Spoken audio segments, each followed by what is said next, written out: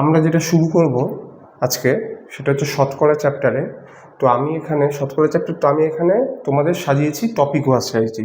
তো শতকরা চ্যাপ্টারের বিভিন্ন টাইপের অঙ্ক থাকে, তার মধ্যে একটা হলো জনসংখ্যা সংক্রান্ত সমস্যা, আবার পরীক্ষায় পাশ ফেল সংক্রান্ত সমস্যা। আজকে মূলত আমরা এই দুটি বিষয়ের উপর আলোচনা করব, ঠিক আছে? প্রথমে যেটা করব শতকরা চ্যাপ্টারে জনসংখ্যা বিষয়ে সমস্যাগুলো নিয়ে, ঠিক আছে? তো প্রথম যে অঙ্ক আছে আজকে, প্রথম যে অঙ্ক তোমরা দেখতে পাচ্ছ, কোনো একটি শহরের জনসংখ্যা প্রতি বছর 10% হারে বৃদ্ধি পায়, ঠিক আছে? যদি শহরটির বর্তমান জনসংখ্যা 20,000 হয়, তবে আগামী বছরে সেটির জনসংখ্যা কত হবে? আচ্ছা, তাহলে বর্তমান জনসংখ্যা কত বলেছে?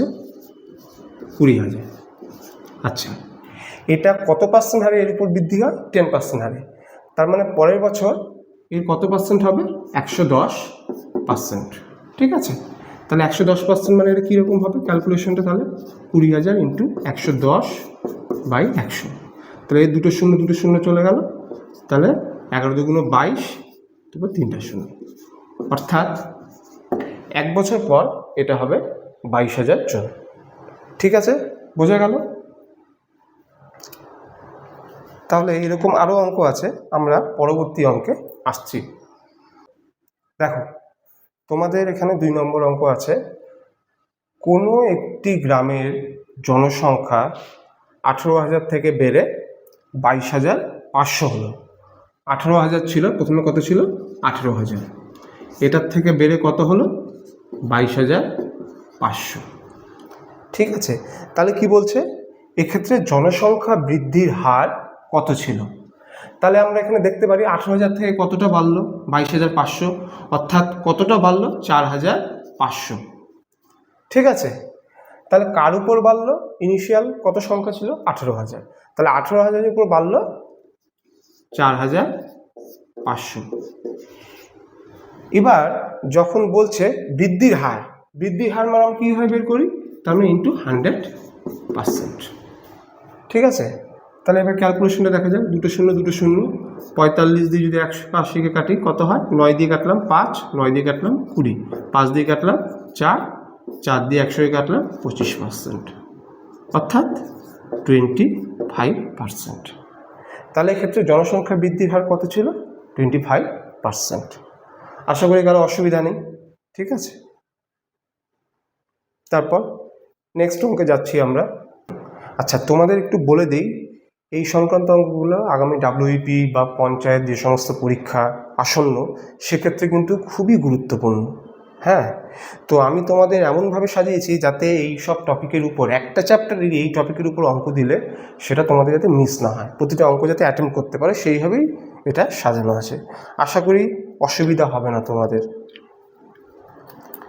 আচ্ছা, দেখো 3 নম্বর অঙ্ক কি আছে? 3 নম্বর অঙ্ক দেখো তোমরা এখানে বোর্ডে। কোনো একটি গ্রামের জনসংখ্যা প্রতি বছর 10% হারে হ্রাস পাচ্ছে, অর্থাৎ কমছে, 10% হারে কমছে, ঠিক আছে? যদি গ্রামটির বর্তমান জনসংখ্যা 10,000, বর্তমান জনসংখ্যা কত বলছে? 10,000 হয়, তবে আগামী 2 বছর পর সেটির জনসংখ্যা কত হবে? তাহলে বর্তমান কত? 10,000, ঠিক আছে? 2 বছর পর কত হবে? আচ্ছা, এটাকে দুভাবে আমরা করতে পারি। প্রথম একটা যেটা দেখো, প্রথম ব্যাপারটা দেখো, 10% কমছে, তার মানে কত পার্সেন্ট হচ্ছে? 90%। 90% মানতে আমি কী বলতে পারি? 9/10। এটা 1 বছর। তারপর দ্বিতীয় বছরেও তাই 10% হারে কমছে, তাহলে সেক্ষেত্রেও তাই হবে 9/10। তাহলে এর একটা শূন্য, একটা শূন্য, একটা শূন্য, একটা শূন্য, তাহলে এখানে কত হচ্ছে? 9 নং 81, 81 গুণ 100, তার মানে 8,100 জন, ঠিক আছে?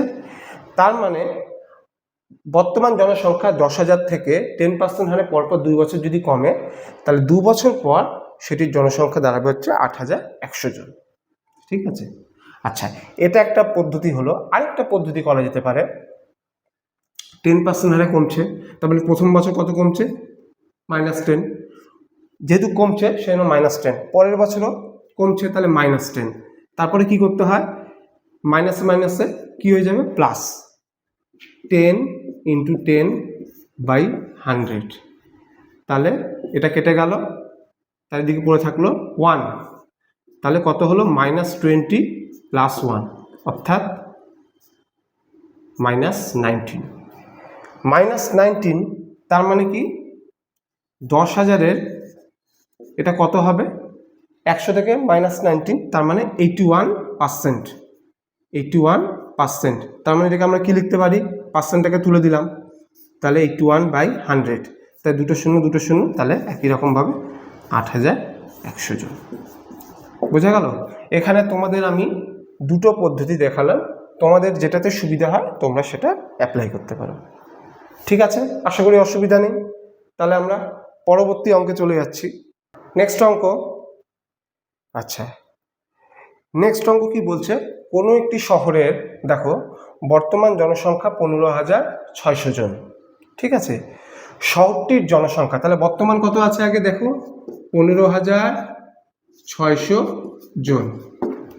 এবার কি বলছে, পরপর 2 বছরে 4% এবং 25% হারে বৃদ্ধি পায়। তাহলে প্রথম বছরে কত +4%, দ্বিতীয় বছরে কত +25%।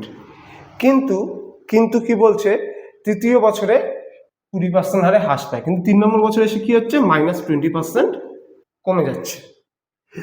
তাহলে তৃতীয় বছরের শেষে শহরটির জনসংখ্যা কত দাঁড়াবে? আচ্ছা, এটাও একই রকম ভাবে দুভাবে করতে পারি আমরা। দেখো প্রথম যেটা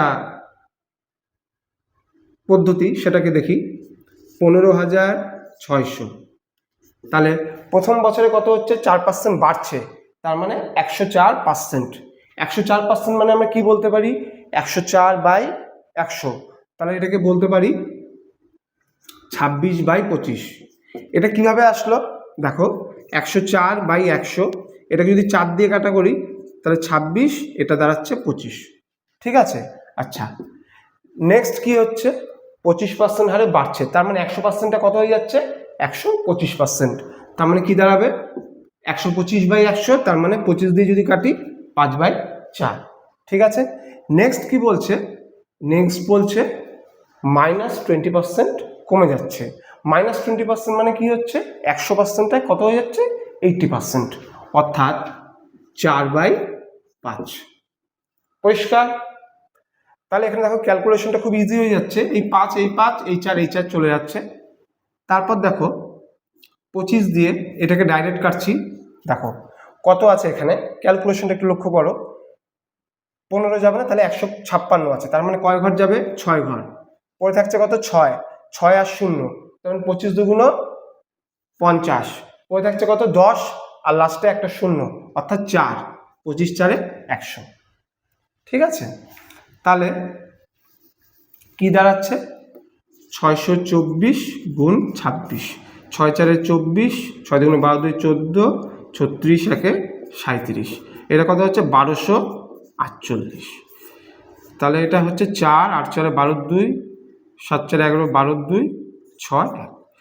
তাহলে শহরের জনসংখ্যা কত হচ্ছে এখন 16,224।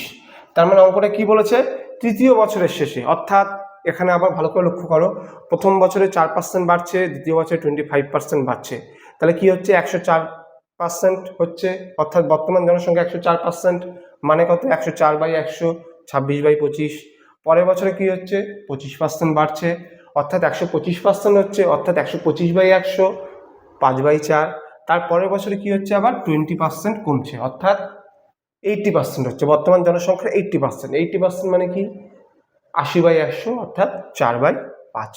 তারপর ক্যালকুলেশন করে আমাদের উত্তর বের হচ্ছে 16,224। ঠিক আছে, তখন মোটের উপর জনসংখ্যা কি হচ্ছে বাড়ছে কিন্তু। ঠিক আছে, আচ্ছা এটাকে আমরা আরেকটা পদ্ধতিতে করতে পারি, দেখো তোমরা, আচ্ছা প্রথম 2 বছরে কি হচ্ছে 4% এবং 25% হারে বাড়ছে, অর্থাৎ +4 +25 +25 × 4/100। এক্ষেত্রে লক্ষ্য করো নিচে কিন্তু সবসময় 100ই হবে। ঠিক আছে, তাহলে প্রথম যতটা বাড়ছে, এটা যদি 4% কমতো তাহলে -4 হতো, যদি 25% কমতো তাহলে -25 হতো, কিন্তু এখানে ক্ষেত্রে কি বলেছে বেড়েছে, অর্থাৎ 4% বেড়েছে মানে +4, 25% বেড়েছে মানে +25। তারপর এই দুটোর যোগ, তারপর সাইনটাকে লক্ষ্য করো, দুটোই প্লাস, তাহলে এখানেও প্লাস। এখানে যদি একটা প্লাস একটা মাইনাস হতো তাহলে এখানে হতো মাইনাস হয়ে যেত, যদি দুটো মাইনাস হতো তাহলে এখানেও কিন্তু মাইনাসে মাইনাসে প্লাস হয়ে যেত। ঠিক আছে, তারপরে এই দুটোর গুণফল বাই 100, তাহলে কি দাঁড়াচ্ছে এটা 29। 25 চারে কত হয় 100, তার মানে 100 100 কাটা চলে যাচ্ছে, +1, অর্থাৎ কি হচ্ছে 30%। ঠিক আছে, এটা একটা হচ্ছে। আচ্ছা, তাহলে 3 নম্বর বছরে কি হচ্ছে 20% কমছে, তাহলে তারপরে কি দাঁড়াবে, তারপরে 30 + 30 -20 প্লাস মাইনাস কি দাঁড়াচ্ছে -30 × 20/100, তাহলে দেখো এখানে কি দাঁড়াচ্ছে +10। ঠিক আছে, 3 দুগুণে 6 মানে 600/100, তাহলে -6 অর্থাৎ 4%। তার মানে প্রথম বছর যখন 4% বাড়ছে, দ্বিতীয় বছর যখন 25% বাড়ছে, তৃতীয় বছরে আবার যখন 20% কমছে, তাহলে মোটের উপর কত পার্সেন্ট বাড়ছে আমরা দেখছি 4% বাড়ছে। তাহলে বর্তমান কত জনসংখ্যা 15,600, তাহলে 4% বাড়ছে মানে কি 104%। 104%কে আমরা কি লিখতে পারি, পার্সেন্টেজটাকে তুলে দিলাম, তাহলে 104/100, তাহলে 156 গুণ 104 16,224 জন। আশা করি পরিষ্কার। এটা প্রথম পদ্ধতি ছিল, এটা দ্বিতীয় পদ্ধতি, তোমাদের যেটাতে সুবিধা হয় তোমরা সেরকম ভাবে করবে। ঠিক আছে, তাহলে এইভাবেই বাদবাকি অঙ্কগুলো খুব সহজভাবে আমরা